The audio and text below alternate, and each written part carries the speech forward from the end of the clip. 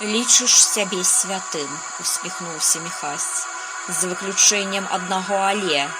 Святыя не практыкуюць гаэтычную магію, не выклікаюць деманаў і не цікавяцца таямніцамі сітра-ахра, і не мараць аб знішчэнні сусвету. Так што ты таксама не святы, як і я, прычым далёка. Можа, ты і святар. Я чамусьці ўпэўнены, што гэта так, бо сярод іх шмат даследавальнікаў цёмнай стараны, але ж цэлібат ды параноія робяць сваю справу. Колькі разоў у сваім жыцці я чуў нешта падобнае, і, дарэчы, усё гэта дрэнна сканчалася для гаварыўшых. Сраных адэптаў, прабач, хацеў сказаць стараных, ды такую бязглуздзіцу чую першы раз. Таму, па-першае, я цябе не баюся, бо ты дурань. Другое, дурань ты небяспечны і шкодны.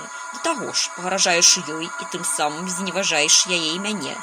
Таму я знішчу цябе з твару зямлі. Калі б ты сядзеў ціха, то, можа, яшчэ б пажыў. А так, наракай на сябе.